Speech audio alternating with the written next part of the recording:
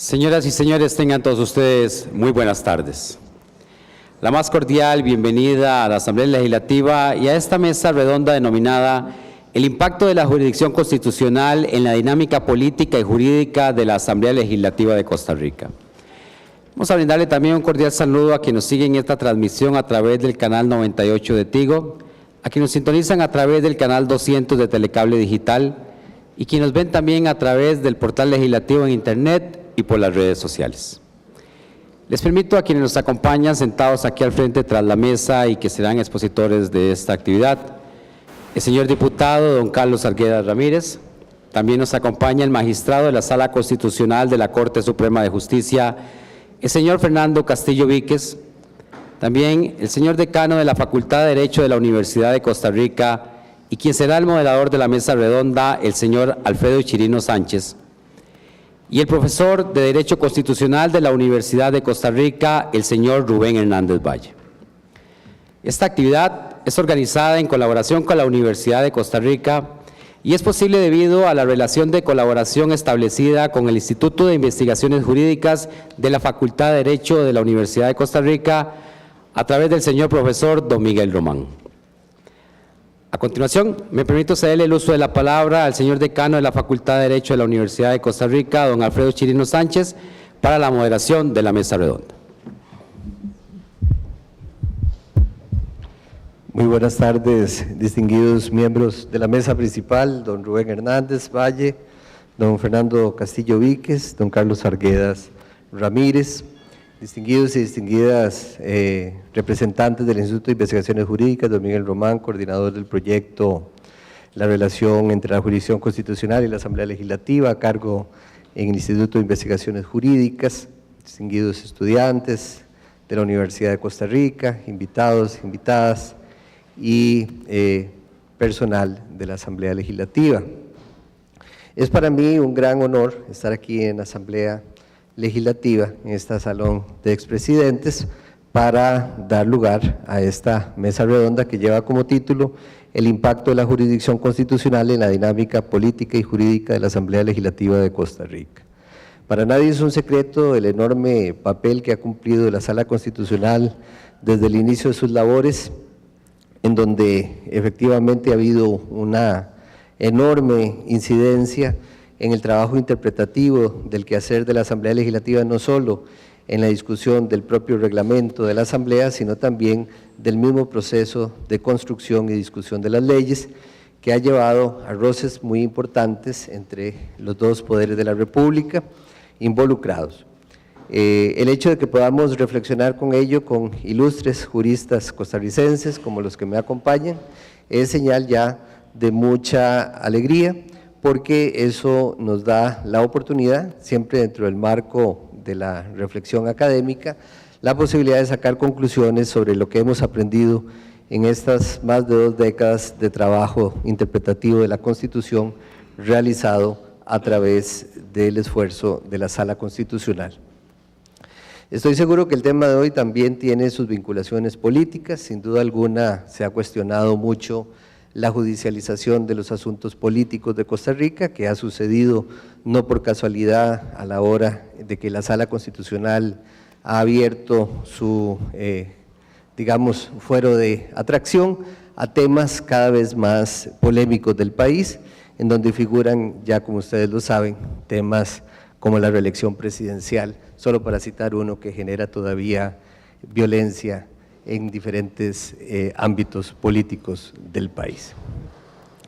Me parece que el tema entonces tiene todas las características de ser el tema que concita el interés del público, y como nos ven y nos escuchan a través de los medios digitales, pues también el público que está allí atento a esta actividad, pues les deseo que tengan mucho aprovechamiento de lo que aquí vamos a discutir.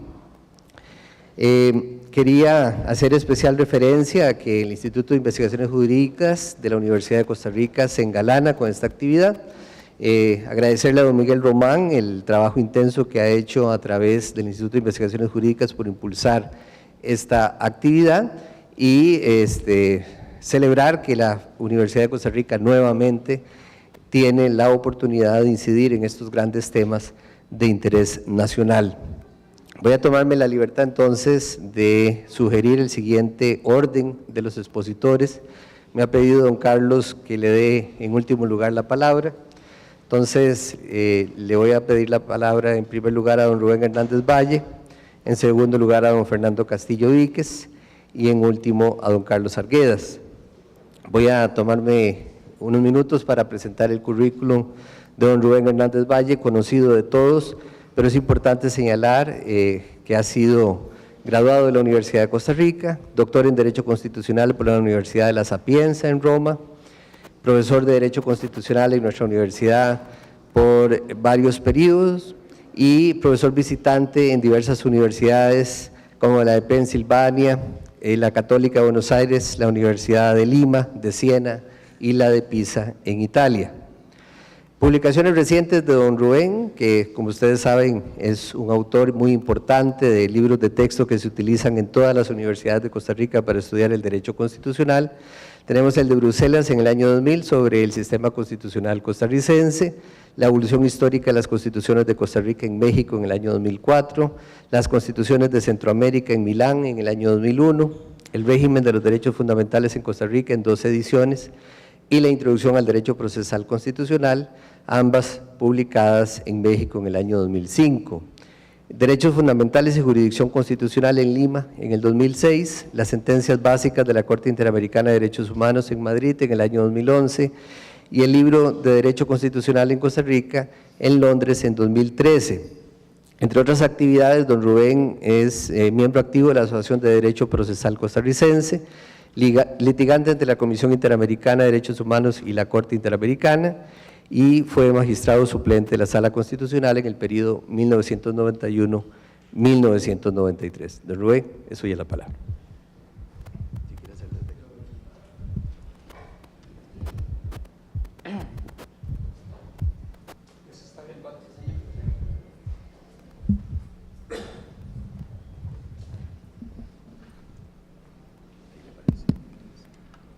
Bueno, perdone la deformación del profesor, siempre me quedó la costumbre de hablar de pie.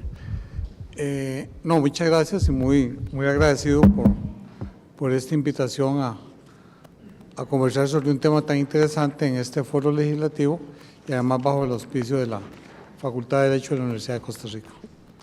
Bueno, digamos que las relaciones entre la Sala Constitucional y la Asamblea Legislativa fundamentalmente se manifiestan en 2 vertientes. La primera es a través de lo que se llama la consulta legislativa de constitucionalidad y la segunda a través del funcionamiento de las comisiones de investigación legislativa. En cuanto a la primera vertiente, hemos visto que la Sala ha tenido una injerencia importantísima en el quehacer legislativo, lo cual me parece que la cúspide de ese proceso se produjo justamente cuando se empezó a discutir inicialmente el Tratado de Libre Comercio con Estados Unidos, Centroamérica y República Dominicana, pero posteriormente, como el tratado fue sacado de la agenda legislativa y se aprobó por medio de un referendo, posteriormente vinieron las 13, no recuerdo si eran 13 o 14 leyes de implementación de este tratado.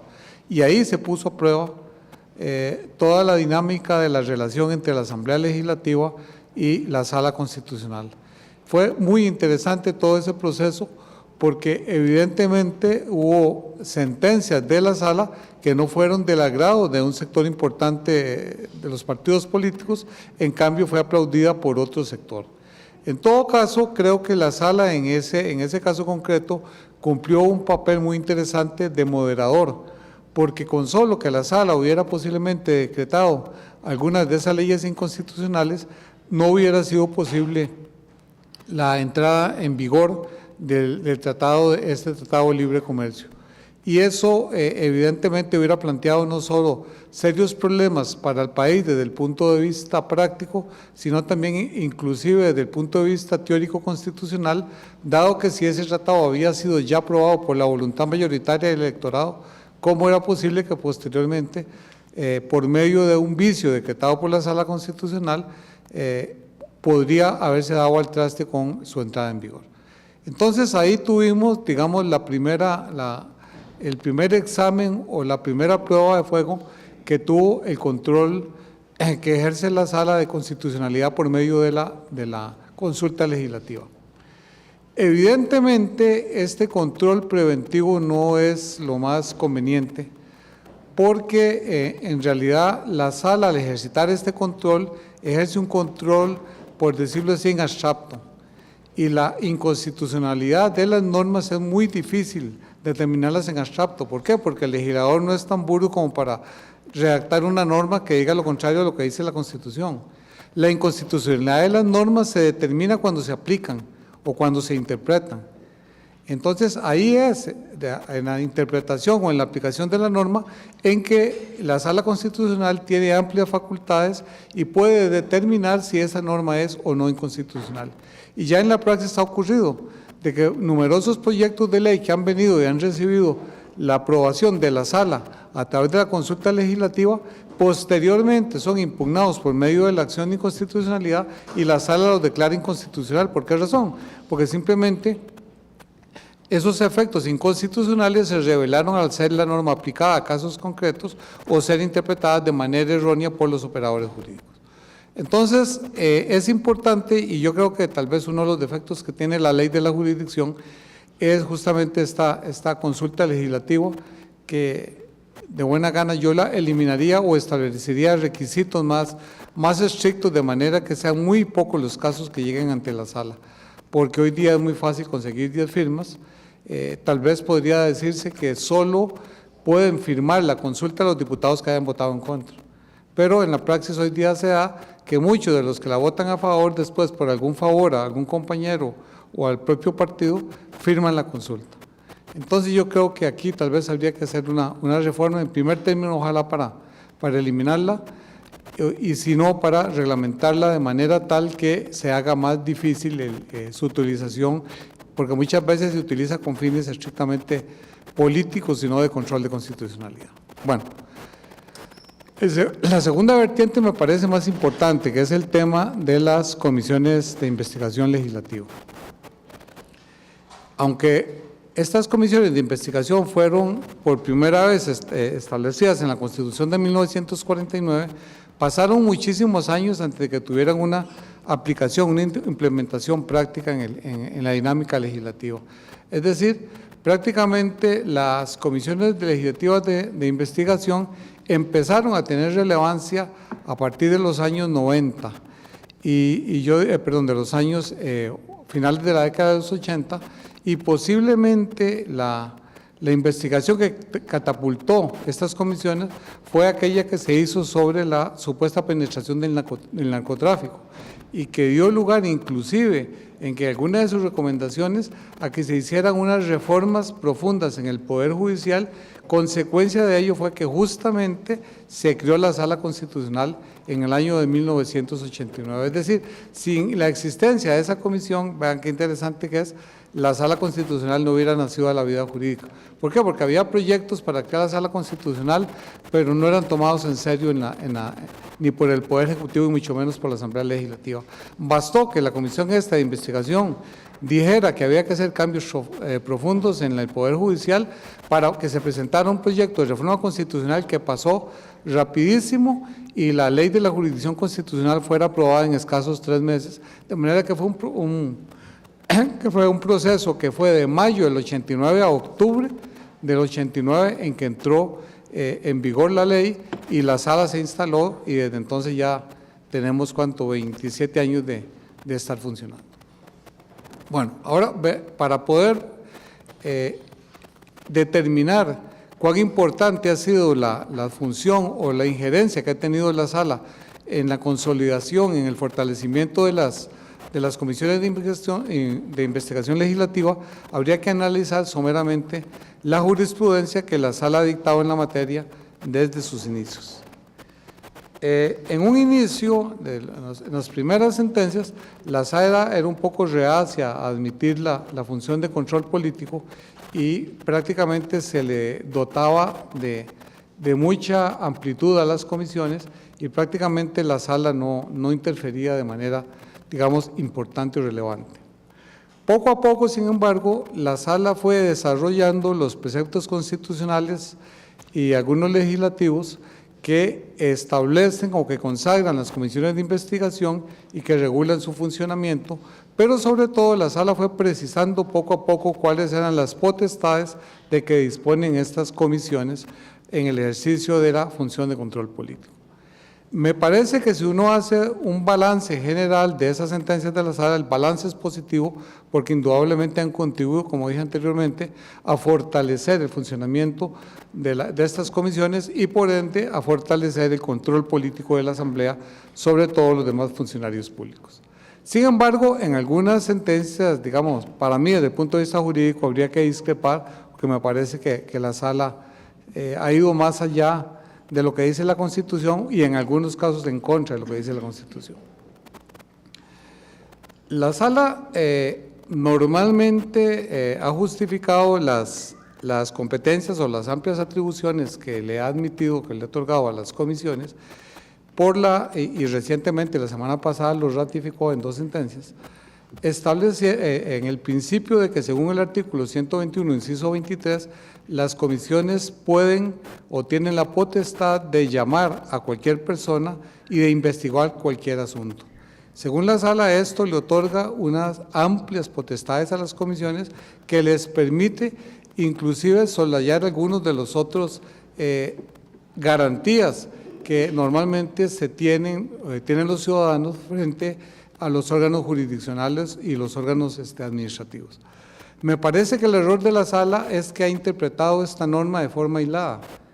Esta norma tiene que ser interpretada con una serie de disposiciones constitucionales que son las que permiten delimitar cuál es realmente la competencia de las atribuciones de las comisiones. Por ejemplo, si bien es cierto que el 121, inciso 23 dice que pueden investigar cualquier asunto, hay evidentemente 2 o 3 límites a esa potestad de investigación. Esa potestad de investigación no es irrestricta. Por ejemplo, las comisiones de investigación no pueden o no deberían, aunque en la praxis lo hacen, estamos hablando jurídicamente, investigar asuntos que están pendientes ante los tribunales de justicia. No deberían investigar, tampoco crear comisiones para investigar asuntos que están en resolución ante la Contraloría General de la República, ni tampoco asuntos que están pendientes de resolución ante el Tribunal de Elecciones. Es decir, en estas materias el constituyente otorgó una potestad exclusiva y excluyente a esos órganos para ocuparse de las respectivas materias. Y es inconveniente que las comisiones de investigación interfieran sobre esas competencias, a pesar de que se diga que el objeto o la finalidad que persiguen las comisiones es estrictamente de carácter político y por lo tanto no inciden sobre las competencias fundamentalmente de carácter jurídico que tienen esos otros órganos. Sin embargo, es evidente que si el dictamen de la comisión es emanado, es dictado antes o es promulgado antes de que se dicte la sentencia o la resolución administrativa respectiva, este dictamen de la comisión, ya sea en uno o en otro sentido, va a condicionar lo que resuelve el tribunal, lo que resuelve la Contraloría y eventualmente el Tribunal de Elecciones. Es decir, esta interferencia puede atentar contra uno de los principios básicos de cualquier órgano público, que es la independencia funcional. Es decir, tienen que estar dotados estos órganos, sobre todo los de linaje constitucional, de una total independencia en el sentido de que no pueden recibir ninguna injerencia directa o indirecta, en este caso de las comisiones sería de manera indirecta, en forma tal que puedan ejercer sus funciones estrictamente conforme a las normas constitucionales y legales que delimitan su competencia. Entonces, a mí me parece que la primera limitación que tienen estas comisiones es que no pueden, repito, conocer asuntos que estén pendientes de resolución ante la Contraloría, el Tribunal de Elecciones y mucho menos ante los tribunales de justicia. En segundo lugar, tienen una limitación fundamental y es que no pueden solicitar ni a órganos, ni a los privados, ni a los órganos públicos que custodien esos documentos, los documentos privados. ¿Por qué? Porque el artículo 24 claramente establece el derecho fundamental a que todos los documentos privados son inviolables. y no puede una comisión legislativa exigirle a un particular que le entregue un documento privado, ni por ejemplo exigirle a un banco que les entregue las cuentas bancarias de un particular. ¿Por qué? Porque esas cuentas bancarias, por ejemplo, están cobijadas por el secreto bancario, que a su vez deriva del principio de inviolabilidad de los documentos privados. Es decir, ahí hay otra limitación al ejercicio de las competencias de las comisiones de investigación legislativa. El tercer aspecto tiene que ver con el tema de si las personas deben o no declarar en las comisiones bajo la fe del juramento. Aunque la sala ha dicho que en realidad las personas declaran en calidad de testigos y no implica que puedan cometer perjurio, si declaran en calidad de testigos y mienten, eventualmente quedarían sujetos ¿a qué? Al falso testimonio, es decir, podrían eventualmente ser acusados penalmente y ser hasta condenados por el delito de falso testimonio. En consecuencia, estas personas, en mi concepto, solo podrían ser juramentadas antes de rendir declaración si ese juramento es exigido por una norma de rango legal, es decir, hay un principio de reserva legal en la materia.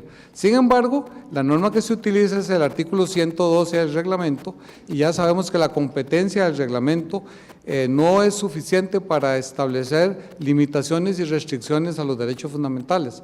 Sobre todo que el artículo 30 del Pacto de San José establece claramente que solo por ley formal emanada de un órgano deliberante es capaz de o es susceptible o idóneo a establecer limitaciones al ejercicio de los derechos fundamentales. Y eso ha sido desarrollado profusamente por la jurisprudencia de la Corte Interamericana y en realidad nosotros lo que estamos haciendo es estableciendo ese deber de juramento ante las comisiones vía reglamento legislativo, que no es el instrumento normativo idóneo al efecto. Finalmente, me quisiera referir a un punto que no ha sido objeto de discusión por la sala, pero que casi lo fue hace 1 o 2 semanas. Es el famoso tema de si los diputados tienen o no que comparecer ante las comisiones de investigación legislativa y declarar bajo la fe del juramento. Vean que este es un tema muy, muy interesante, porque en mi concepto no puede obligarse a un diputado a declarar en las comisiones legislativas bajo la fe del juramento, porque en el fondo sería obligarlos a que renuncien al fuero de irresponsabilidad que les otorga el artículo 110 de la Constitución. Es decir, ¿por qué razón? Porque si declaran bajo la fe del juramento y mienten, eventualmente pueden ser sometidos a un proceso penal.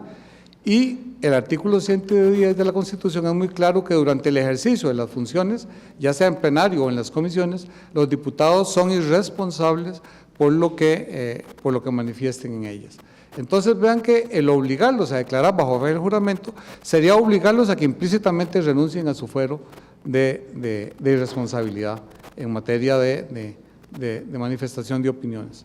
Por otra parte, esto podría tener el problema o podría incidir sobre el funcionamiento mismo del órgano legislativo, porque si hay 5, 6, 7 diputados que son llamados a declarar en una comisión, es evidente que esos diputados tendrían que abstenerse de votar el dictamen en plenario.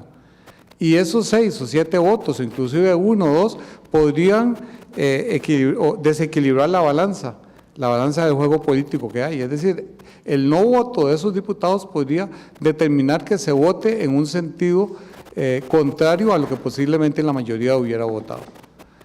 Entonces, esto a su vez podría prohijar una praxis viciosa, en el sentido de que en determinadas comisiones podrían empezar a llamar diputados, de manera que todos estos diputados tengan luego necesariamente que inhibirse para votar en el Pleno, con lo cual se podría manipular en alguna medida las resoluciones en Pleno del voto de los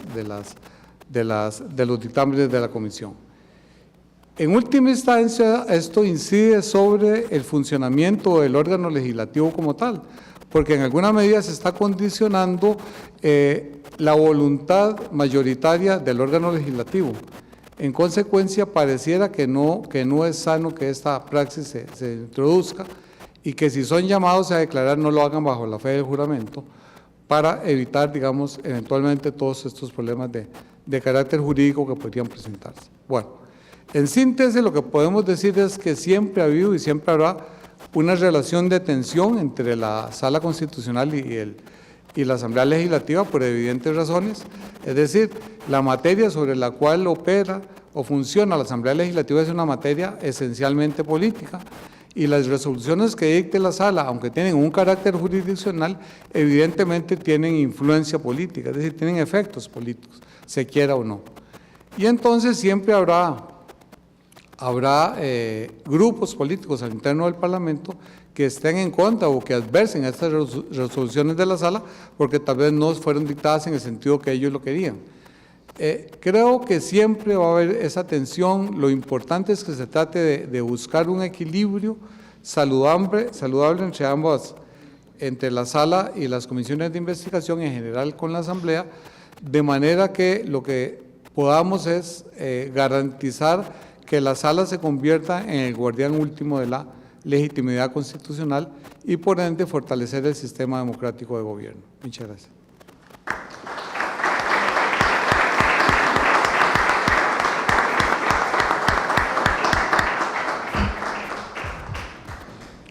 Muchas gracias, don Rubén, por su excelente presentación. Nos deja temas muy interesantes de reflexión, muy especialmente la referencia que hace a los tribunales de ética, que sin duda alguna es un aspecto que generalmente pasamos de largo a la hora de revisar las competencias de estas comisiones investigadoras de la Asamblea Legislativa.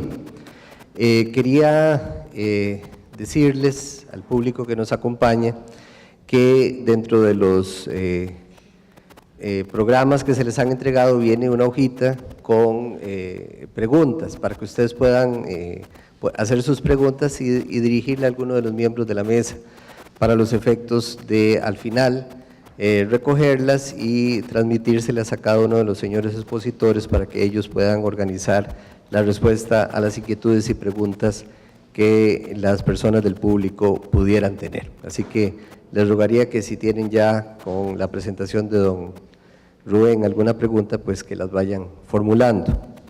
Ahora le daría la palabra al señor magistrado de la Sala Constitucional, don Fernando Castillo Víquez, que me ha pedido que resuma su currículum, ¿verdad? Yo quisiera decir dos cosas importantes, ya que me pide eso. Primero, decir que don Fernando es graduado nuestro en la Universidad de Costa Rica, es doctor en Derecho por la Universidad de Escuela Libre de Derecho y ha trabajado en innúmeras actividades relacionadas con el mundo del derecho constitucional, muy especialmente al ser Procurador de la República. Don Fernando Castillo ha escrito varias obras importantes y sobre todo ha reflexionado sobre el derecho constitucional económico. Don Fernando, es suya la palabra. No sé si quiere hacerlo desde acá o en el podio.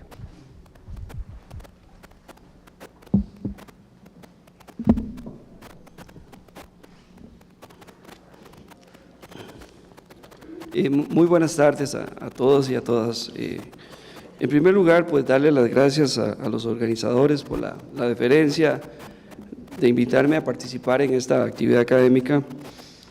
En segundo lugar, pues siempre es un honor estar aquí en los recintos parlamentarios, en los cuales dejé parte de mi vida laboral, cerca de 11 años trabajé aquí en la Asamblea Legislativa.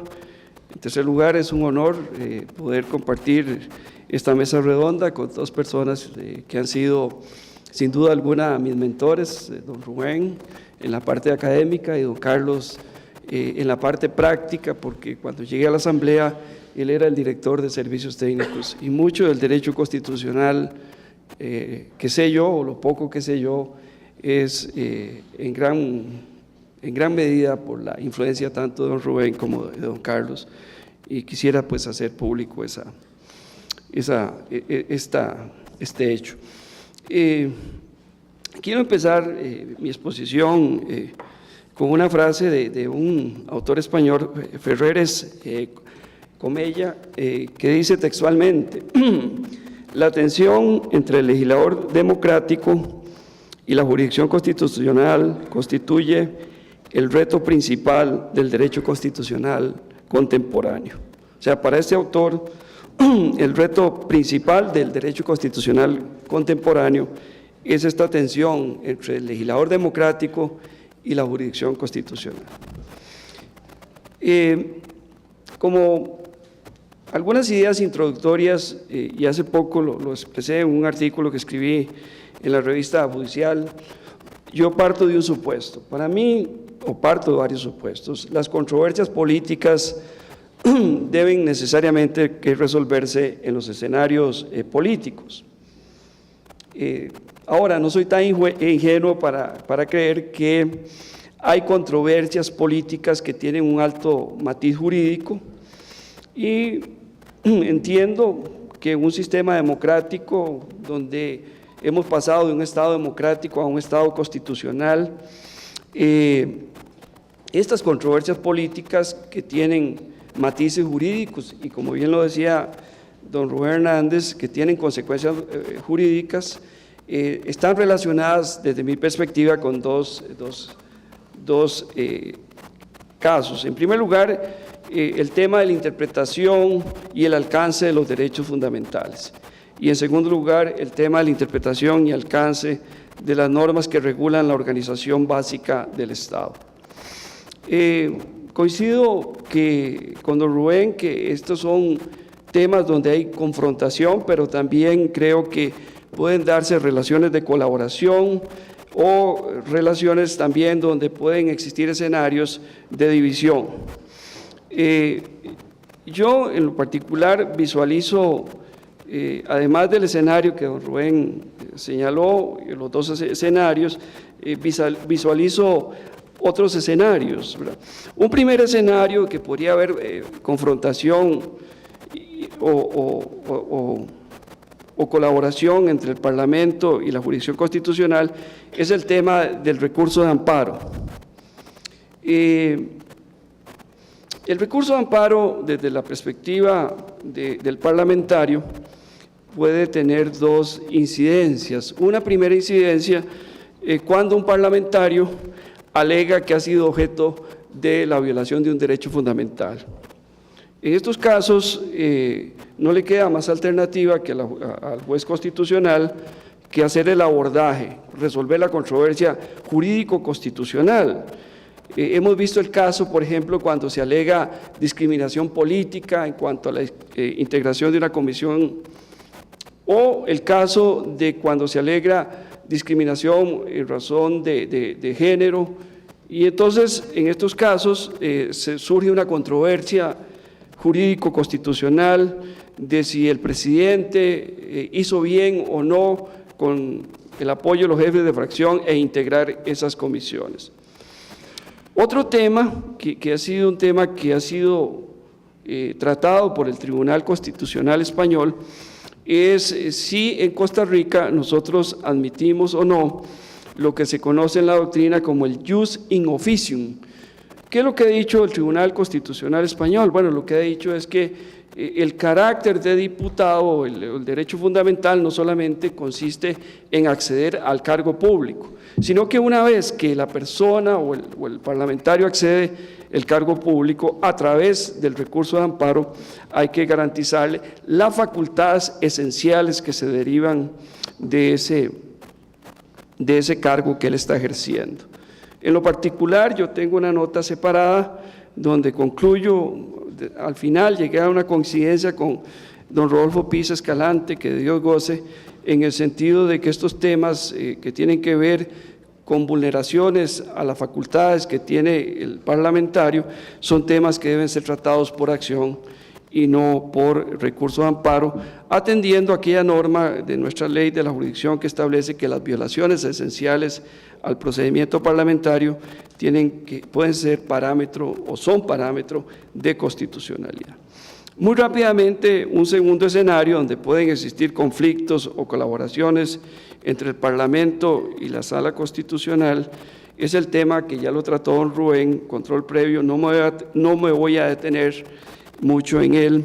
Nada más quiero plantear algunas premisas que parten de mi experiencia ya estos casi 8 años de estar en la Sala Constitucional. Pienso igual que el profesor Hernández Valle, en el sentido que el control previo de constitucionalidad coloca a la Sala Constitucional en el ojo de la tormenta política, porque generalmente los temas que se llevan a la Sala Constitucional son temas donde hay una gran conflictividad política. Entonces, participo de la idea de don Rubén en el sentido de que yo soy partidario de agravar los requisitos para ir al control previo de constitucionalidad. Y este no es un caso aislado. En Alemania el control previo de constitucionalidad se eliminó en las primeras consultas. Y en España, donde el PSOE utilizó mucho el control previo de constitucionalidad, cuando llegó al poder, eliminó el control previo de constitucionalidad, y hoy el artículo 95 de la Constitución española solo lo tiene reservado para el caso de los instrumentos internacionales. Entonces, es un tema que siempre genera mucha controversia. En segundo lugar, yo creo, y eso fue una política muy sana, que a mí me tocó vivir en la década de los 90, recién iniciando la jurisdicción constitucional, donde con un gran sentido de responsabilidad, los diputados presentaban dudas razonables de constitucionalidad. Recuerdo que a través de la consulta de constitucionalidad facultativa se decantaron todos los principios en materia presupuestaria. Eran consultas muy bien intencionadas. Recuerdo también en una consulta del año 90 donde se decantó las atribuciones o las facultades del Parlamento en relación con la aprobación de empréstitos. Entonces había un ejercicio muy razonable, muy técnico, muy bien intencionado en relación con la consulta. Sin embargo, después de mucho transitar, y como bien lo decía don Rubén, en parte a temas muy controversiales, la consulta por decirlo así, se ha desdibujado o su finalidad se ha torcido. Por ejemplo, hemos visto en la Sala Constitucional muchas veces que se hace una consulta de constitucionalidad facultativa para que seamos nosotros los magistrados los que asumamos el costo. O sea, se dice, bueno, este asunto mandémoslo a la Sala Constitucional. Y probablemente uno intuye que en el Parlamento no hay la suficiente voluntad política para aprobar el proyecto. Entonces, un argumento para decir, mire, este proyecto no puede salir adelante, es básicamente porque la Sala lo declaró inconstitucional. Otro caso que hemos visto en gran medida es que muchas veces lo que se pierde en el escenario político se trata de ganar en el escenario jurídico. Entonces, ¿qué es lo que ocurre acá? Lo que ocurre es que con base en el 119, con base en la regla democrática de las mayorías y las minorías, se pierde esa batalla política en el Parlamento y entonces hay que darle un matiz o un barniz jurídico a ese asunto para que aquello que se ganó por parte de la mayoría encalle en la Sala Constitucional a través de un voto, a través de una opinión consultiva o de un dictamen de la Sala. Entonces creo que ahí hay una distorsión de parte de los miembros del Parlamento que nos colocan a nosotros los magistrados en escenarios críticos. Entonces es un tema que hay que hacer una reflexión en cuanto a este aspecto. El tercer escenario, ¿verdad?, que yo visualizo algún grado de conflictividad, es el tema de las acciones de inconstitucionalidad contra las normas del reglamento de la Asamblea Legislativa cuando se invocan vicios de procedimiento. Entonces, hemos visto muchos casos a través de acciones donde se dice es que aquí hay una violación a un trámite sustancial del reglamento y consecuentemente hay que declarar la inconstitucionalidad, con el agravante que este vicio es uno de los vicios más severos, porque el acto parlamentario final viene a ser absolutamente nulo. Y un caso muy crítico fue el caso de los vetos, de si estaba bien o no retirado un veto, y entonces por vicios de procedimiento. Entonces, otro tema, ¿verdad?, muy asociado con este es las violaciones al principio democrático, que el principio democrático no ha sido desarrollado. Yo tengo una opinión consultiva cuando era procurador constitucional, donde desarrollé el tema de las nulidades parlamentarias, y bueno, es un tema pues que genera un grado de tensión. Y otro tema también donde la sala tiene que tener mucha autocontención es el tema de la interna corporis, ¿verdad? Hasta dónde la sala va a arbitrar conflictos de naturaleza política cuando lo que está de por medio son temas de interna corporis. Otro tema, ¿verdad? Un cuarto tema o un cuarto escenario donde nosotros hemos visualizado algún grado de confrontación con la Asamblea Legislativa es el caso de las omisiones legislativas. Ustedes saben que una de las grandes innovaciones de la Ley de la Jurisdicción Constitucional fue que en Costa Rica por primera vez se puede declarar inconstitucional la omisión legislativa o la omisión cuando hay una violación a una norma constitucional. Bueno, ahí, ¿qué es lo que ocurre? Bueno, lo que ocurre es que nosotros, en caso de las omisiones legislativas, dictamos una sentencia exhortativa, lo que ya llama la doctrina, donde lo que hacemos es darle un plazo a la Asamblea Legislativa para que cumpla con el mandato constitucional, tal y como lo hicimos con el caso del referéndum, que la ley de la reforma constitucional del referéndum decía hay un año para normar la ley, ya habían pasado varios años y no se normaba la ley. Bueno, ahí todo fue un escenario, digamos, pacífico, porque el Parlamento cumplió con el plazo que le dio y se dictó la ley del referéndum. Pero ha habido otros casos donde, digamos así, la Asamblea Legislativa está en mora. Una sentencia del año 2007, que es el caso de la ley forestal, donde la Sala, atendiendo a los principios constitucionales del derecho ambiental, dice que se deben adoptar o reformar el artículo 28 de la ley forestal para que se establezcan medidas precautorias legislativas de protección al ambiente. Entonces, ahí hay un tema pendiente. Otro caso es el caso de una sentencia que ha sido una de las sentencias polémicas. Yo soy el redactor de esa sentencia. Siempre me gusta pues decir que esta sentencia no contó con los votos del magistrado Armijo Sancho ni la magistrada Pacheco Salazar, que es la sentencia donde nosotros le ordenamos a la Asamblea que un plazo de 3 años tenía que reformar la Constitución para incluir como una causal de pérdida de credencial del diputado, partiendo de que esta es una materia de contenido constitucional, las violaciones a los deberes de ética, a los deberes de probidad. Pues esas sentencias pues generan una enorme tensión. Hay países como Ecuador o algunos estados de México donde la misma Constitución prevé la posibilidad de que el Tribunal Constitucional sustituya al Parlamento y dicte la norma. Pero eso no es posible. ¿Qué es lo que tuvimos que hacer en los últimos casos? Bueno, ampliarle el plazo a la Asamblea para que la Asamblea cumpla. Pero ¿qué pasa si no cumple? Llegamos a una especie de callejón sin salida. Y ya para terminar, para no ser muy larga la exposición, tengo que decir, bueno, que a pesar de los escenarios de confrontación, en honor a la verdad, y no porque yo sea magistrado de la Sala Constitucional, ¿verdad?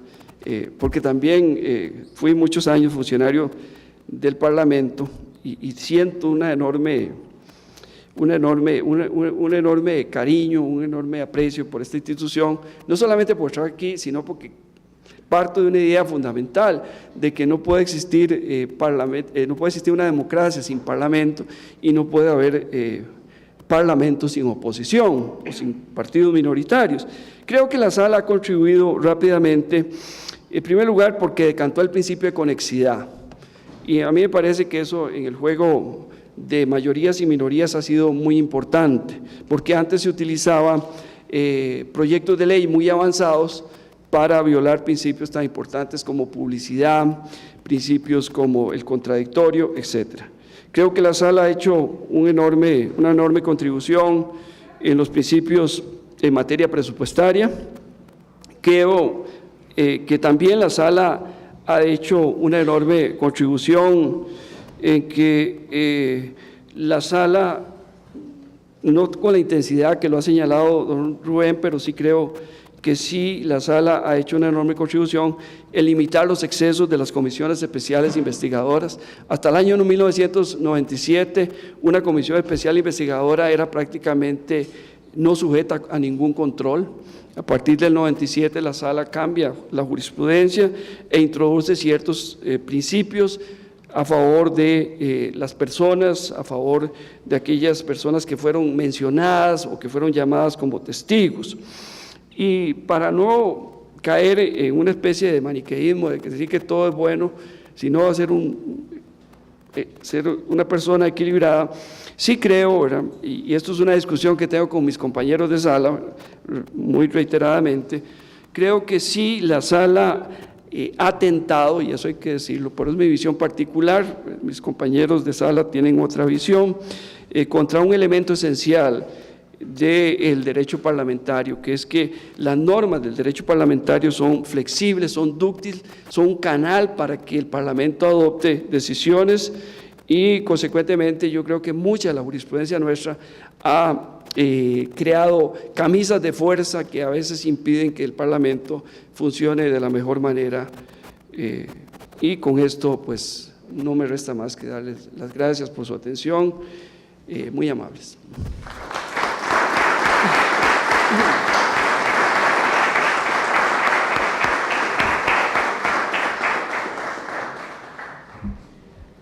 Muchas gracias a don Fernando por su presentación y las ideas que nos ha dejado. Quedó me parece manifiesta la idea de los callejones sin salida en las relaciones entre la Asamblea Legislativa y el Poder Judicial.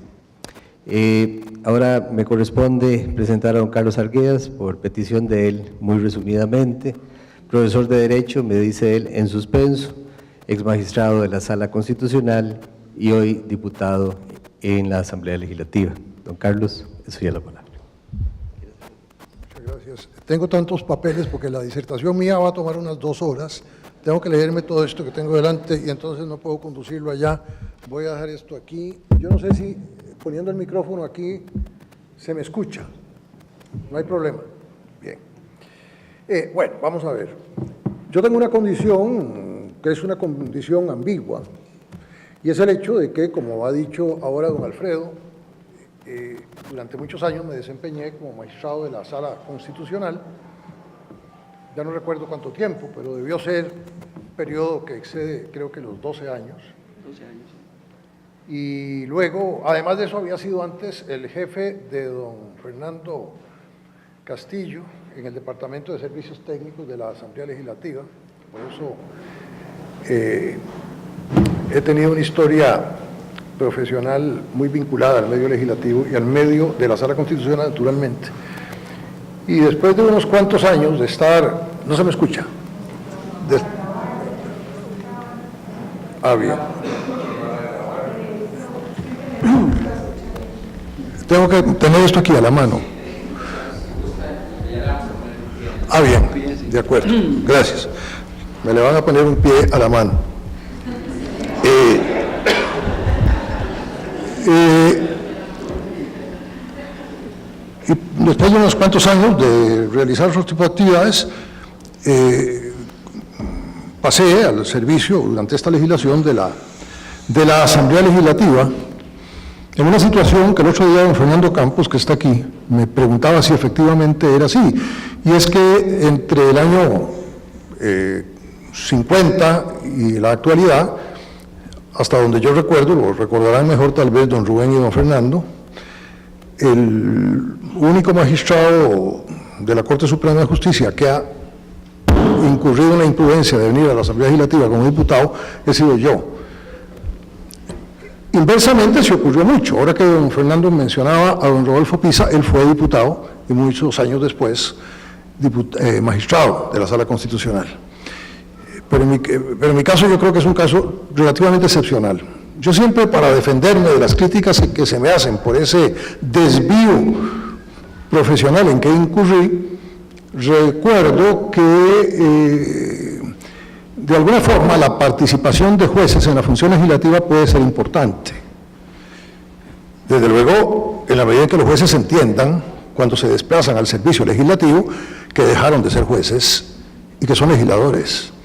Pero recuerdo ahora, se me viene a la cabeza, que la Convención de Filadelfia, que produjo la Constitución de los Estados Unidos de América, que es un instrumento constitucional fundacional muy importante, fue, me corregirán los colegas, un colectivo, como dicen ahora, en algunos lugares, un colegio de muy pocos legisladores constituyentes, creo que eran 50, y un porcentaje significativo de esos 50, me parece que alrededor de 11, eran legisladores que provenían del estamento judicial y que tenían entonces una gran práctica en la interpretación y la aplicación de la norma, lo cual, según algún tratadista de derecho constitucional estadounidense, producía como resultado una capacidad de aporte importante a la actividad legislativa. Algún día quizá yo pueda hablar un poco en extenso acerca de lo que es la experiencia de un juez constitucional que pasa a la condición de diputado a la Asamblea Legislativa, pero todavía no es el caso de hacerlo. En todo caso, evidentemente es una cosa importante, sobre todo cuando se trata de referirse a temas como el que estamos comentando. ¿Cómo se vivía la Asamblea desde la jurisdicción constitucional y cómo se vive la jurisdicción constitucional desde la Asamblea? Porque el tema, estaba leyendo el documento que se refiere a él, el tema sobre el impacto de la jurisdicción constitucional en la dinámica política y jurídica de la Asamblea puede invertirse. La dinámica política y jurídica de la Asamblea y el impacto que tiene sobre la jurisdicción constitucional. Y eso me parece que, entre otras cosas, deja un ambiente, un factor que no ha sido mencionado, y no tendría por qué, que es el tema del nombramiento, de la función de cooperación que realiza la Asamblea Legislativa con la Sala Constitucional, más ampliamente con la Corte Suprema, de nombramiento de magistrados o magistradas en ese órgano. Y eso, naturalmente, esa función de nombramiento tiene un impacto obvio en el comportamiento de la Asamblea, de la Sala Constitucional. Me parece que es así. Ahora bien, hay cuestiones sobre las que coincido con lo que han dicho tanto don Rubén y don Fernando. Nosotros nos tratamos de Rubén y de Fernando cuando no están ustedes presentes, pero estando ustedes presentes voy a seguir la regla. Hay temas importantes y... bien, qué bien, pues ya esto... Yo estaba atropellando el micrófono. Hay algunas coincidencias y no necesariamente algunas discrepancias con lo que ha dicho don Rubén y también eventualmente don Fernando, sino la matización de algunos criterios. Se han referido al tema de la consulta legislativa de constitucionalidad, se han referido también al tema de las comisiones de investigación, y don Fernando se añadió otros temas en relación con esto que son importantes. Entre ellos el tema del recurso de amparo, que yo llamaría, por darle un nombre en este momento, intralegislativo, que es el recurso de amparo que se presenta en la Asamblea Legislativa por legisladores o legisladoras y que tiene que ver con el área de sus derechos intralegislativamente. Que ese es un tema naturalmente bien complicado, porque ¿cómo y por qué los legisladores plantean recursos de amparo en favor de sus derechos como legisladores? Habitualmente contra órganos legislativos. Es un tema, como ustedes pueden ver, complejo. Y que naturalmente uno podría pensar que si asume que la consulta legislativa de constitucionalidad tiene una dimensión política utilitaria, pues también probablemente lo podría tener el recurso de amparo intralegislativo. Hay que tomar en cuenta, naturalmente, algo que es muy obvio, y es que, como alguien definía, la Asamblea Legislativa es un lugar donde la lucha política electoral prosigue después de las elecciones por otros medios. Naturalmente la Asamblea Legislativa no es solo eso, es un centro de concertación, un centro de acuerdo. Y ahora mismo, hace un rato, aquí conversando con un legislador de un grupo político distinto al que yo represento, hablábamos del hecho de que el clima de concertación, por lo menos interpersonal, que se produce en los legisladores y legisladoras con el paso del tiempo, es tan intenso como probablemente no se vive en otras cámaras legislativas de otras partes del mundo. Naturalmente eso no desdibuja las diferencias ni la necesidad de que la Asamblea continúe siendo, y particularmente en ciertos momentos, probablemente más que en otros, un centro de lucha política.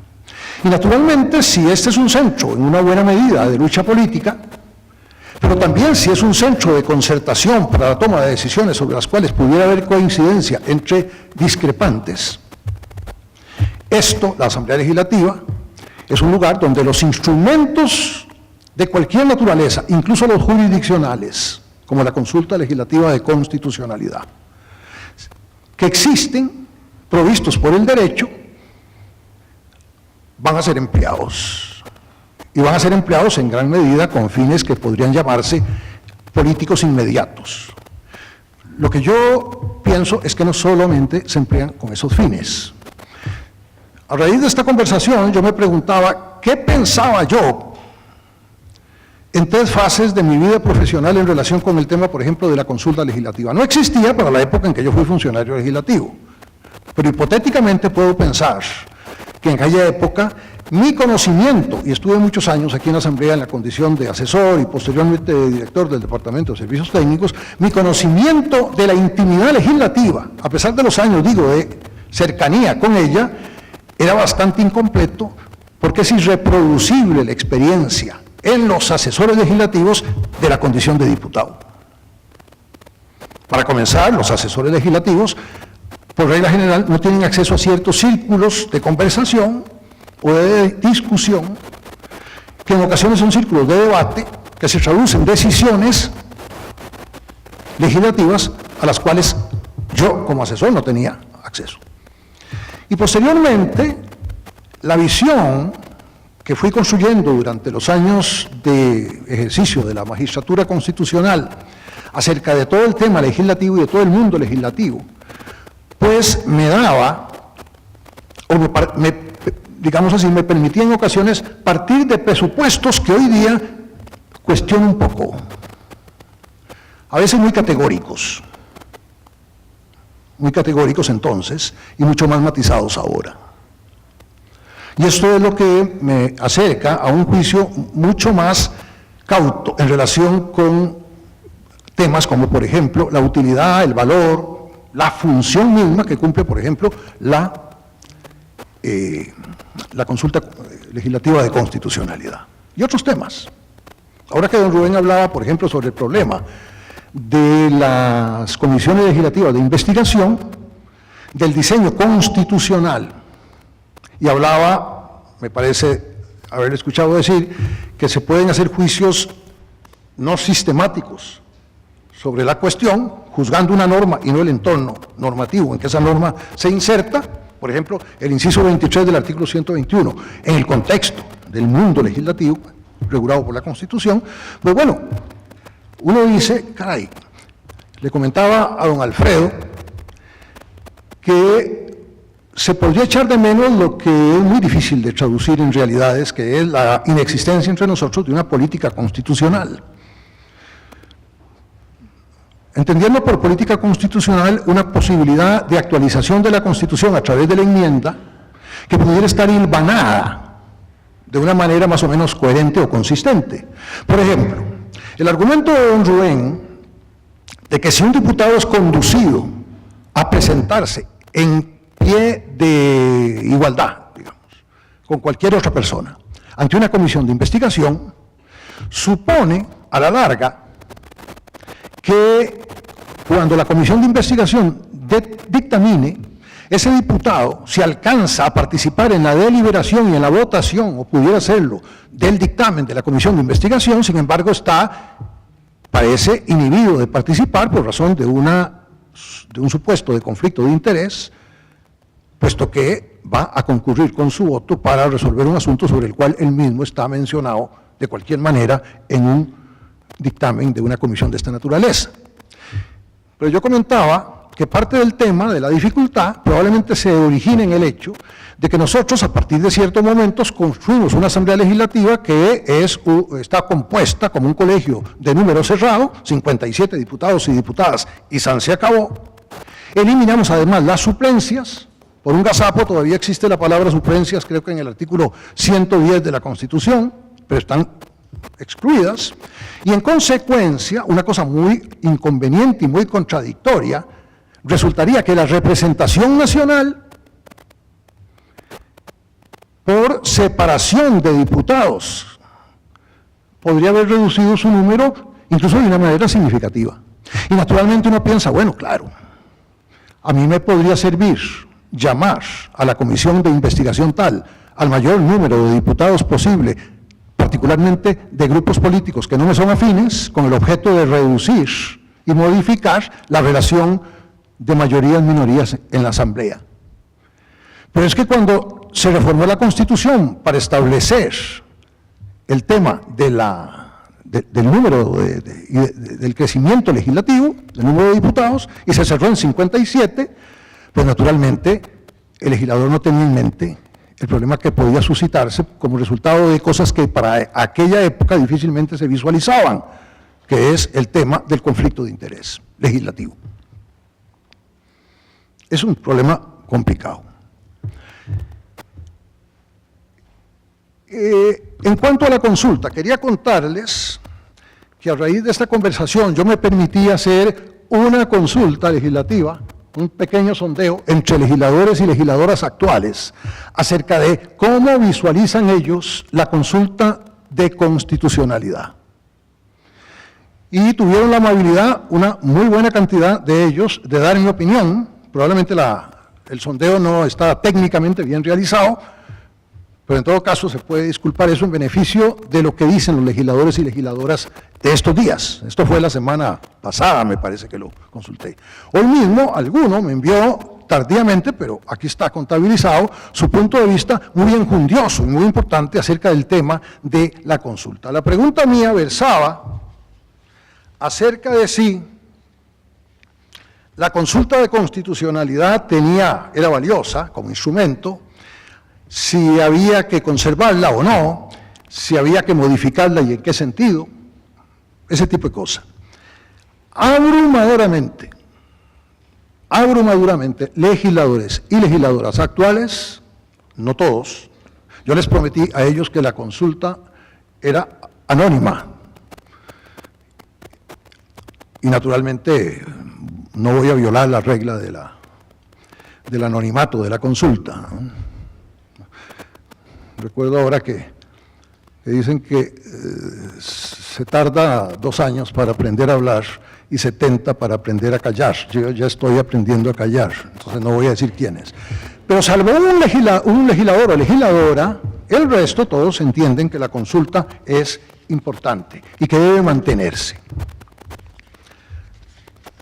Y yo pregunté, ¿por qué? Y las respuestas son de muy diferente naturaleza y algunas bien interesantes. Naturalmente una es un prurito jurídico. Y uno puede pensar, y serán sinceros legisladores y legisladoras a la hora de contestar la pregunta, y decir que lo que les preocupa es dar un derecho conforme con la Constitución. Entonces la consulta, dicen ellos, es valiosa porque nos permite, nos asegura de alguna manera y en alguna medida producir legislación conforme con la Constitución.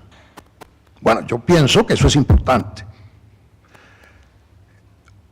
Hay legisladoras que están de acuerdo con la consulta porque dicen algo que a mí me parece un tanto complicado de entender. Y podría ser una especie como de efecto de retroalimentación entre la sala y la asamblea, que tiene que ver con lo que hace un rato don Rubén mencionaba como el juicio abstracto que se ve obligada a hacer la sala en el caso de la consulta. Y es que dicen algunos que la consulta de constitucionalidad ayuda a actualizar la Constitución. En el sentido de que, porque lo he preguntado, algo así como entrena al juez constitucional en la percepción del cambio,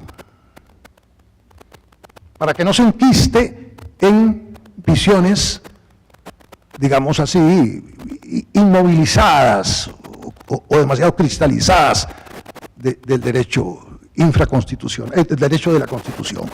Y ese es en un sentido curioso, porque sería entonces que la legislación que se produce se ofrece al juez constituyente como un ejercicio de contemplación de una visión actual de lo que el legislador entiende que es una solución jurídica, un problema de naturaleza social, y entonces le obliga, le mueve, de alguna manera, piensan, a actualizar la propia Constitución. Vean que esto tiene su grado de complejidad. Lo otro que parece importante, que ellos mencionan algunos, es que la consulta de constitucionalidad permite dar coherencia al ordenamiento. Permite dar coherencia al ordenamiento. Lo otro que dicen, y que es bien importante, es que, puesto que el órgano político, la Asamblea, consulta a un órgano técnico sobre la constitucionalidad, la opinión consultiva tiene la virtud de ayudar a aclarar los términos técnicos de la ley. Y a mí me da la sensación de que en ciertas ocasiones eso efectivamente ocurre. Porque de alguna manera, y aquí quizá, esto no lo había pensado, pero puede ser una elucubración interesante, de alguna manera la propia consulta, más bien la propia opinión consultiva se traduce en un documento legislativo que para los fines de la interpretación del derecho, de conformidad con aquella disposición del Código Civil, el artículo 10 del Código Civil sobre la metodología de interpretación de las normas, ilumina el sentido de la ley que se produce, como un documento legislativo atinente o pertinente. Y eso puede ser una cosa también importante. Otra cosa que se dice y que me parece que tiene cierto grado de verdad, es que la consulta legislativa da seguridad jurídica. Bueno, nosotros sabemos que lo que la Sala dice puede ser eventualmente, por decirlo de algún modo, revocado posteriormente a través del ejercicio a posteriori de control de constitucionalidad. Pero que no sé ahora si ha habido algún caso de esa naturaleza. No lo recuerdo. De mi tiempo no recuerdo ninguno. De manera que la visión es positiva. La visión negativa de un legislador es que, mediante la consulta, la Asamblea Legislativa renuncia a su potestad. Yo no creo que esto sea tan dramático como se dice en estos términos. Trato de reproducir el lenguaje que me da la gente que fue consultada. Renuncia a su potestad. Pero se ha mencionado aquí hace un rato que bien puede ocurrir que un elemento esencial de nuestro sistema democrático, de nuestro Estado de Derecho, que es el principio de responsabilidad en el ejercicio de las funciones públicas, se puede ver lesionado por el hecho de que se desplace la responsabilidad de un órgano político en la toma de decisiones y se traduzca en una responsabilidad de un órgano técnico en la toma de decisiones, que sería la Sala Constitucional. Ese desplazamiento sería muy inconveniente. Yo recuerdo que siendo yo magistrado, nosotros en aquella época, no recuerdo bien el año, dimos una opinión consultiva, que era en relación con una consulta facultativa, acerca de un proyecto que se había aprobado en primer debate de creación de nuevos tributos.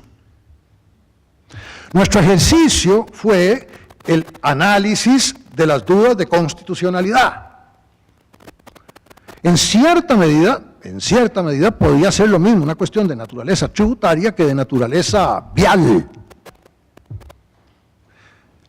Pero me parece que con redacción mía, la Sala Constitucional dijo que no había inconstitucionalidad.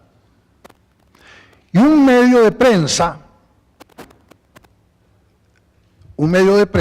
publicó la noticia con gran despliegue, porque el tema estaba importando mucho en ese momento a un sector, supongo, de la opinión pública, que publicó la noticia en estos términos: Sala Constitucional avala los nuevos impuestos. Al punto de que un comentarista dijo, parece mentira, ¿será que los magistrados no pagan impuestos? Y no les duele tener que pagar impuestos. Bueno, nosotros no avalamos, eso era lo político. Se pretendía que lo nuestro era la aplicación de una técnica jurídica, no de una técnica de poder, para absolver un enigma jurídico, si ustedes quieren, y no para resolver un problema de naturaleza fiscal. Sin embargo, en la percepción pública, probablemente, o por lo menos publicada, se daba el caso de entender que se había desplazado la responsabilidad tan ingrata de creación de impuestos de la Asamblea Legislativa a la Sala Constitucional. Y entonces se cuestionaba a los magistrados de la Constitucional y no a los legisladores que habían aprobado la ley de impuestos. Eso puede ocurrir. Eso puede ocurrir. Me parece que hay otros supuestos, no quiero mencionar ninguno, en que se ha desplazado la responsabilidad de ciertas medidas que resultaban socialmente complicadas del legislador o del medio político al medio judicial. Eso puede ser inconveniente para la Asamblea. Bueno, si uno utilitariamente lo pensara en términos de decidir legislativamente, pudiera no ser tanto así. Se facilita la decisión legislativa. Es complicado para la Sala. Porque entonces volvemos a lo mismo, que es, hay dos dimensiones, el impacto de lo que hace la jurisdicción en relación con la Sala e inversamente el impacto de lo que hace la Asamblea en relación con la Sala. No sé si lo dije bien, pero ustedes entenderán. A estas horas, hace un rato, usé la palabra por primera vez como en los últimos 2 meses y no hubo forma de que yo pudiera decir una palabra que se parece mucho a provisionalidad. Se me trabó la lengua y no lo pude decir. A mí me pasa con mucha frecuencia. Eso lo aprendí en la Sala Constitucional. Bueno, eso pensaba. Hay que mejorar la regulación legal de la consulta legislativa. Los criterios están muy divididos, separados apenas por 2 o 3 criterios confrontativos. La mayoría, pero no la gran mayoría, entiende que hay que mejorar. Perdón, que hay que mejorar. La minoría entiende que no. ¿Y qué es lo que hay que mejorar? Lo que me he encontrado en la respuesta, para simplificarlo, es que no es tanto mejorar la legislación, por ejemplo, los supuestos de consulta, sino que en realidad lo que se está diciendo por parte de los legisladores, pero habría que pensar qué piensan los magistrados, es la idea de que la Sala Constitucional se excede en su competencia. E incluso se ha llegado a decir, y eso se ha dicho públicamente, que la Sala Constitucional emplea en ciertos casos, se mencionó, y lo digo porque lo mencionó don Fernando hace un rato, el caso del Tratado de Libre Comercio, recuerdan, y la legislación complementaria, también lo mencionó don Rubén, en ese caso, que la Sala Constitucional emplea más una técnica de poder, que es típicamente un instrumento político, que una técnica jurídica. Y entonces, que se advierte un exceso de ejercicio de la competencia y en ese sentido una cierta sustitución del legislador. Algunos piensan que la Sala tiene que ser, y esto lo digo a raíz de lo que decía hace un momento don Fernando, que la Sala tiene que ser más flexible al calificar los trámites de procedimiento. Y yo pienso que efectivamente, yo mismo creo que en alguna oportunidad lo hice ver en algún texto de sentencia, puede haber un déficit de apreciación de la naturaleza particular del derecho parlamentario y en particular del procedimiento, de las reglas del procedimiento legislativo. El órgano legislativo es un órgano políticamente plural y es un órgano, recuerden, de lucha y es un órgano también de concertación. Cuesta mucho hacer acuerdos. Y en ocasiones la norma reglamentaria no resulta realmente tan infractora para una voluntad que si no es unánime, en ocasiones es muy de mayoría agravada y es claro, una enorme frustración para el legislador probablemente encontrar que todo el esfuerzo político, la inversión política para llegar a alcanzar una decisión, se frustra en virtud de un, voy a decirlo con exageración, de un quítame allá esas pajas. Incluso, en ocasiones, la percepción de que la calificación del procedimiento legislativo se hace con el rigor de la calificación del procedimiento administrativo, o se hace con el rigor, incluso, si es del caso, del proceso penal. De manera que hay coincidencia en que la sala tiene que ser más flexible, dicen algunos. Hay quien dice que hay varias opiniones en el sentido de que una de las cosas que, a pesar de que no se requiera regulación, modificar la regulación, ha de tomarlo en cuenta la sala, y es, observen, que la sala no resuelva tomando en cuenta su beneficio. Esto suena un poco a esta onda expansiva, allá cada quien con el juicio que eso tenga, esta onda expansiva de relativa erosión de la credibilidad pública de la función pública, cosa que a mí en particular, más allá de los juicios políticos inmediatos, me preocupa, pero eso es algo que alguna gente cree. Y finalmente hay gente que piensa que la sala tiene que ser más clara.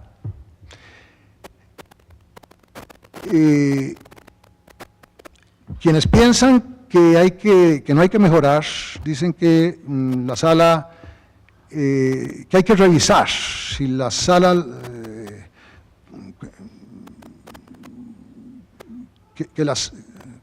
no me queda claro, que la sala puede adoptar una visión acomodaticia.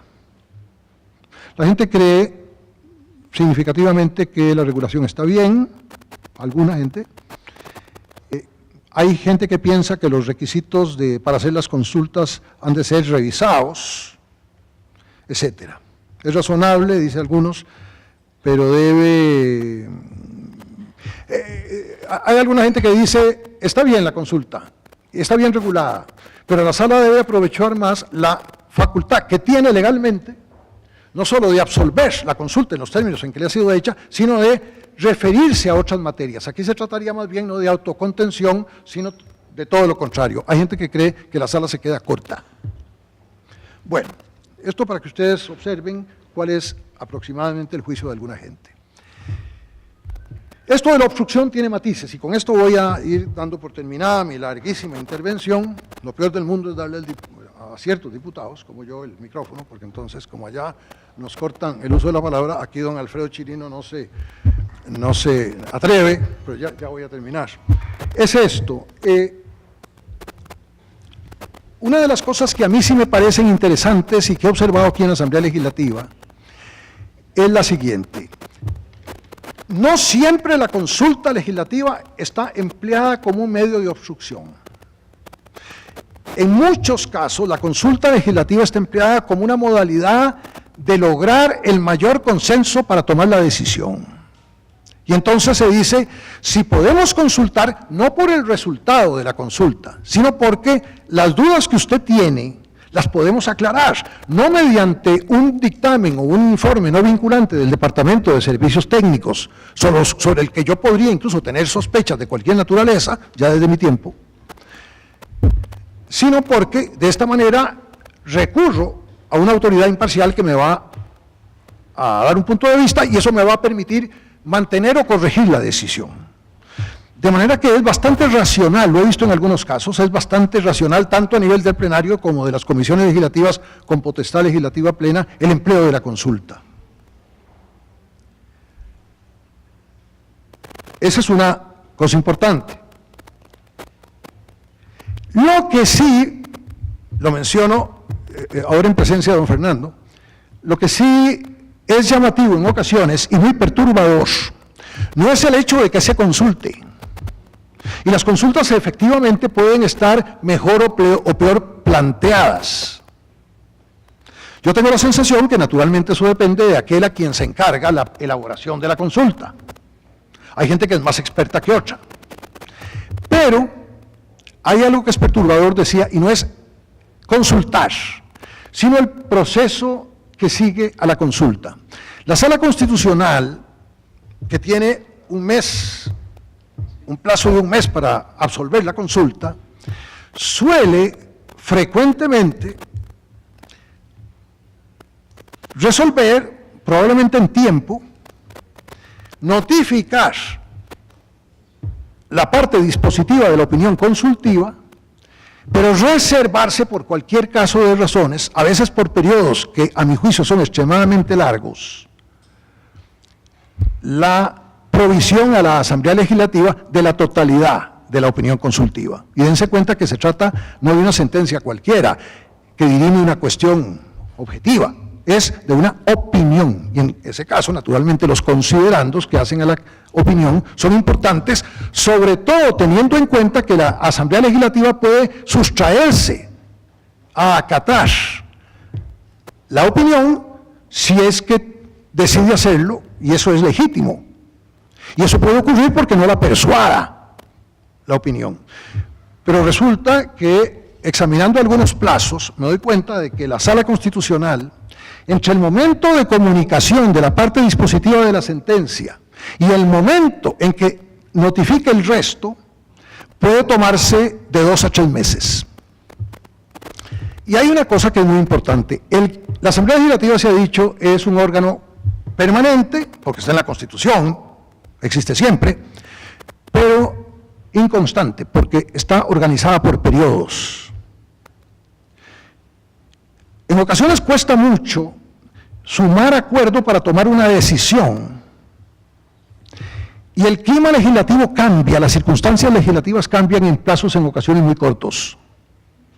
En ocasiones tan cortos que cuando la totalidad de la sentencia viene y en consecuencia el procedimiento legislativo se puede reiniciar para alcanzar una decisión, ya se hace prácticamente imposible. Con lo cual, dicho de esa manera, que es un poco brutal, el retardo, la mora judicial, la mora jurisdiccional en la notificación del cuerpo total de la sentencia, tiene como efecto una especie de, voy a decirlo sin palabras técnicas, sin pretensiones técnicas, una especie de veto judicial a la decisión.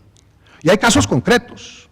Por ejemplo, y tal vez me ayuden a pensar los funcionarios legislativos que están acá, la Asamblea Legislativa anterior, después de entiendo, me refiero a la legislación anterior, después de un esfuerzo inmenso de concertación de puntos de vista internos y externos, logró aprobar en primer debate, observen que la consulta se hace por regla general cuando ya se ha aprobado la ley en primer debate, logró aprobar la ley del recurso hídrico. El retardo de la sala en notificar el cuerpo total de la sentencia encontró a otra legislación.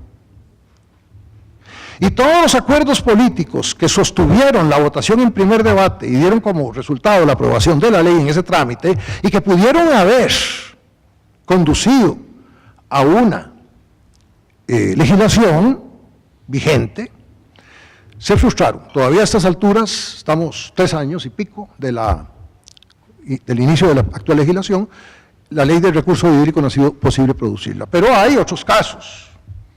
Por ejemplo, uno de los tantas consultas sobre la ley de bienestar de los animales, una reforma al sistema de pensiones y jubilaciones del Magisterio Nacional que se acordó en una comisión legislativa plena. Entre el momento en que se notificó la parte dispositiva y el día de hoy, han transcurrido 78 días.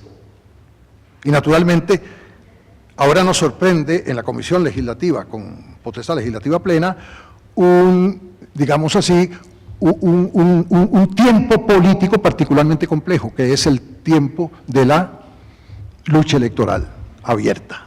Y ya entonces las caras cambian, y los acuerdos se modifican, y no se sostienen. La ley de gestión del recurso hídrico, tengo aquí, para citar un último caso, un tema bien interesante, que es la reforma al Código Electoral para producir una enmienda al artículo que se refiere o que se iría a referir a la paridad de género. No es lo mismo resolver sobre paridad de género en el primer año, naturalmente, que en el último. A los funcionarios a veces nos escalofría pensar que esto se termina. y qué se da de nosotros después. Y en consecuencia los criterios para aprobar un proyecto de ley pueden modificarse. Y el retardo, que en el caso concreto de ese proyecto a la fecha de hoy es de 62 días, tiene como resultado un cambio de las circunstancias políticas y una inevitable dificultad adicional para votar el proyecto en el sentido en que se votó la primera vez. Con esto cierro y digo, el tema naturalmente que nos hemos propuesto en esta conversación es un tema muy complejo, es un tema matizable si la experiencia que uno maneja se mueve en el ámbito jurisdiccional, en el académico o en el legislativo propiamente dicho. Creo que el juicio de mi propio juicio, en líneas generales, es positivo, pero me doy cuenta de que hay casos en que se dan toda clase de problemas, desde obstrucción legislativa hasta irresponsabilidad en el manejo de las consultas por nuestra parte o por parte de la Asamblea Legislativa de turno, etcétera, etcétera. En suma, sin embargo, es un instrumento de depuración del derecho, en algún sentido, y creo que por regla general, la Sala lo ha aplicado con relativa autocontención, de manera que yo queja muy grave no tengo, pero dense cuenta de que yo fui magistrado, de manera que pudiera achacárseme exceso en la época en que yo me desempeñé en este cargo. Muchísimas gracias.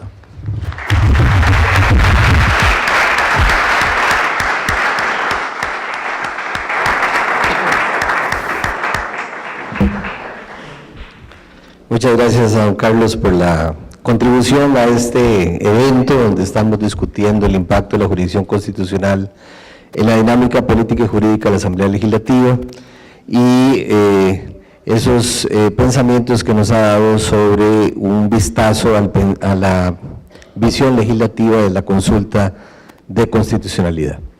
Ha llegado el tiempo de las preguntas, todavía hay tiempo para recopilar algunas más que pudieran estar dirigidas a don Carlos Arguedas. Voy a comenzar leyendo dos que van dirigidas a don Fernando Castillo. La primera dice, ¿se puede decir que algunos vicios reglamentarios no necesariamente son vicios de constitucionalidad? Esta la hace doña Georgina en la Asamblea. Y la otra es, ¿cuáles opciones tiene la Asamblea Legislativa para eliminar los vicios esenciales en el procedimiento por su propia cuenta? También para don Fernando y de doña Georgina.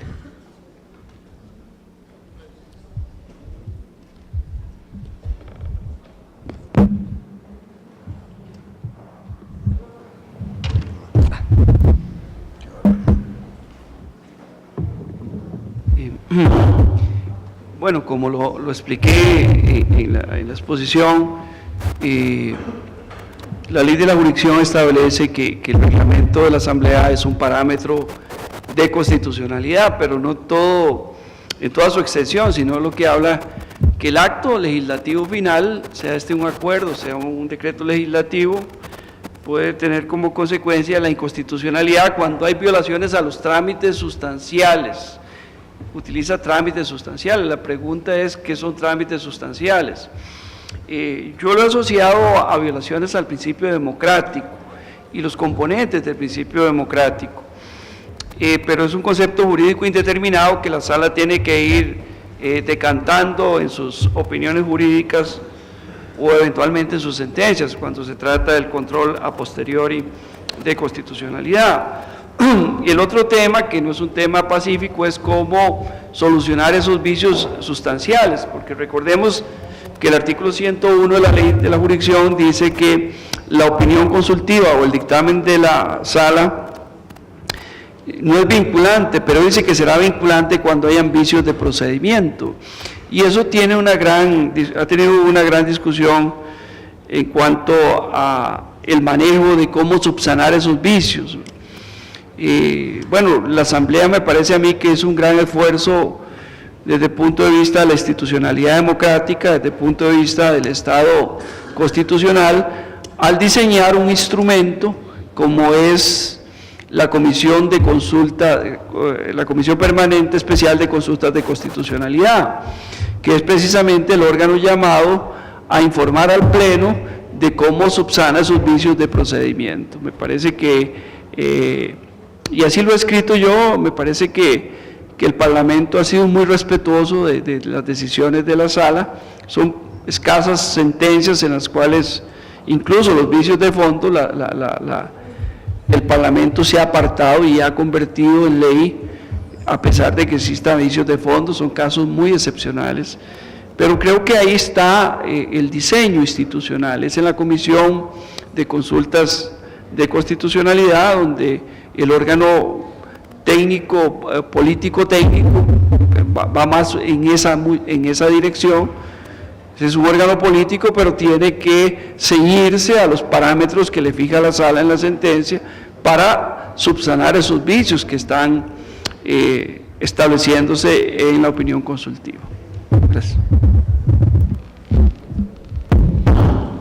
Las siguientes dos preguntas.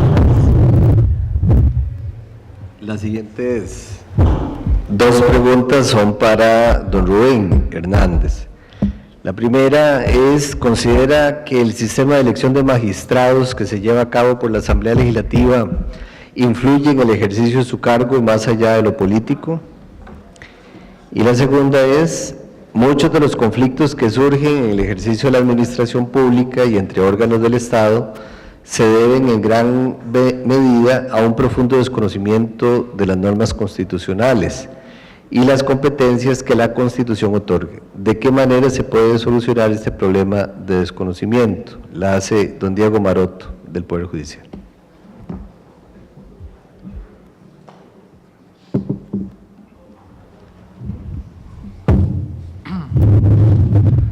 En cuanto a la primera pregunta, respecto al sistema de elección de los diputados, me parece que no tiene ninguna influencia porque el magistrado, una vez elegido, adquiere una independencia propia y en realidad solo debe responder a la Constitución y a la ley. Entonces, para mí no tiene ninguna trascendencia. Lo importante es escoger las personas adecuadas, es decir, las personas que tengan la solvencia moral y la capacidad técnico-jurídica para ejercer el cargo. Sí creo que deberían reformarse algunos de los requisitos para ser magistrado, porque eso fue pensado cuando el promedio de vida nuestro era de 50 años. Entonces, para ser magistrado se requerían 35. Hoy día yo creo que al menos debería subirse 10 años. ¿Por qué? Porque la labor de juzgar antes del conocimiento del derecho es una labor de madurez. Y la madurez, desgraciadamente, solo la dan los años. Como nos vamos haciendo viejos, vamos aprendiendo las lecciones que nos da la madurez. Bueno, respecto a la segunda, dice que muchos de los conflictos que se producen es por desconocimiento. Bueno, ese ya es un tema, sería simplemente de capacitar adecuadamente a todos los funcionarios públicos, o que al menos tengan directores jurídicos o departamentos jurídicos que estén bien capacitados, de manera que puedan aplicar correctamente la normativa vigente, ya sea constitucional o legal. Ese es un tema simplemente de capacitación, no veo otra salida. Sí. Y la última pregunta para don Carlos. ¿El amparo de legalidad a cargo de la jurisdicción contenciosa es jurisdicción constitucional?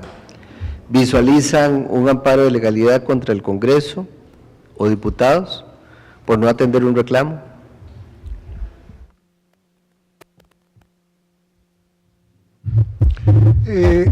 Bueno, vamos a ver. Me parece bien importante la última parte. Visualizan un amparo contra el Congreso por no atender un reclamo. Yo recuerdo que la Sala Constitucional, y esa jurisprudencia creo que no se ha enmendado, me lo dirá don Fernando, la Sala Constitucional hace bastantes años, en sus orígenes, conoció de un recurso de amparo promovido por un ciudadano que había enviado una petición a un legislador, en realidad a 2 o 3 legisladores, con el objeto de que estos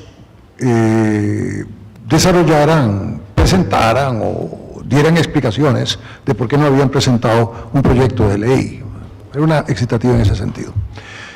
Uno de los diputados contestó y dio alguna clase de explicación, pero 2 diputados no lo hicieron. 1 o 2 no lo hicieron. La Sala Constitucional conoció la omisión de respuesta de una información que el ciudadano encontraba útil para sus propósitos. En cuanto a los diputados que habían sido omisos en atender la petición del ciudadano, y declaró con lugar el recurso. De manera que la sala en ese momento se encontró jurisdicción apropiada para conocer este tipo de materia. Hay que tomar en cuenta, en ese sentido, simplemente lo agrego, incluso lo agrego por razón del documento que nos han presentado acá, de que según la propia jurisprudencia de la sala, que creo que tampoco ha sido modificada, la sala se ha referido naturalmente se ha referido a la Asamblea Legislativa como un órgano constitucional, pero se ha referido a los diputados y diputadas no diciendo que son más órganos del pueblo que órganos del Estado, y esto en virtud de su carácter o de su condición representativa.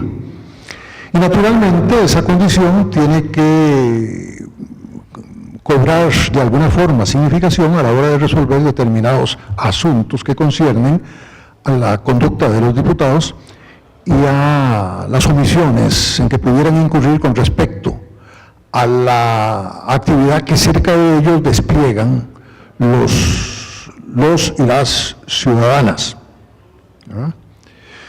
Incluso quiero recordar, para cerrar mi comentario, que hay una sentencia que hoy día, viéndola a la luz de ciertos acontecimientos que se han producido en el medio legislativo, a mí me parece que es una sentencia importante. Creo que conviene en el medio legislativo y particularmente en el sector técnico de apoyo de la Asamblea, comentar este tipo de cosas. Es una sentencia que se dictó hace ya bastantes años y que se refería al hecho de que los diputados y diputadas no solo cumplen las funciones establecidas de modo expreso, legalmente o reglamentariamente o constitucionalmente, es decir, no solo actúan dentro de procedimientos legislativos, sino que diputadas y diputadas cumplen una función que, utilizando creo que una influencia de la doctrina alemana en aquella época, se llamó función de reacoplamiento. Cuando los diputados y diputadas son electos, hay un punto de acoplamiento entre la voluntad de la gente que los elige y ellos, que van a ir ante el órgano del Estado a representarlos. Por eso son diputados a la Asamblea Legislativa y no de la Asamblea. Pero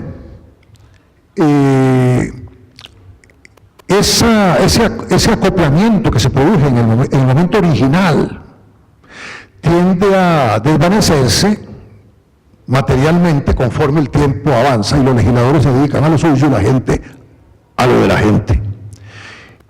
Y hay ciertos mecanismos de contacto entre diputados y diputadas y la gente, el pueblo, que son mecanismos de contacto necesarios, se ha dicho, para refrescar la función de la traducción hacia los legisladores de los intereses de la comunidad a la que sirven.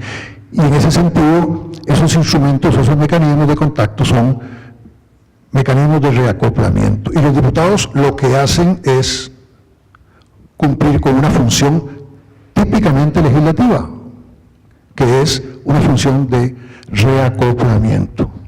Y para eso, naturalmente, viene tanto el orden de los derechos de las personas que acuden a los diputados o que exigen eso, como el orden de las provisiones constitucionales relativas al blindaje que los diputados y diputadas tienen por razón funcional, y también tiene que ver esto con lo que es el tema muchísimo más casi que prosaico del sentido de las ayudas técnicas y administrativas que, según la Constitución, el artículo 113, han de proveerse a los diputados para el ejercicio de sus funciones, incluida la función de reacoplamiento.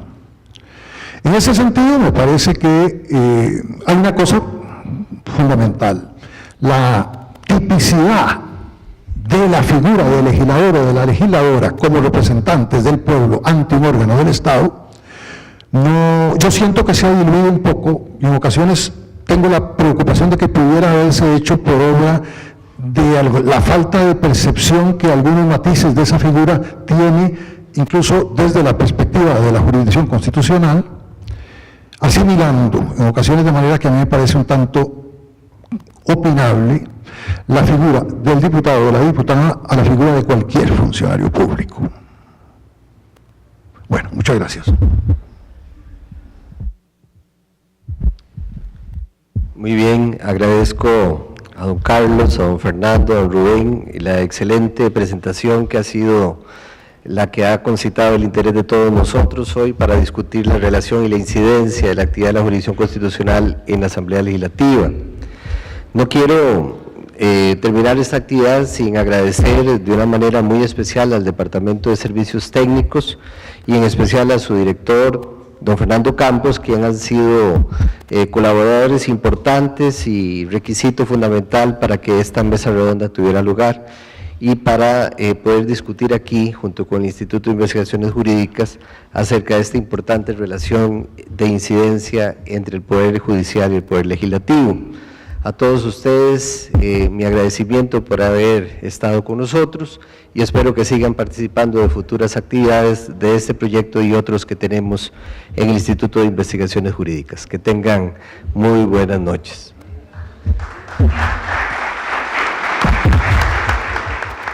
Denis, vamos a invitarles entonces el agradecimiento a ustedes también, invitarles a compartir un refrigerio que les será ofrecido en la Rotonda de la Patria, que está ubicada saliendo del salón cruzando el pasillo. Por su asistencia, muchas gracias nuevamente, buenas noches.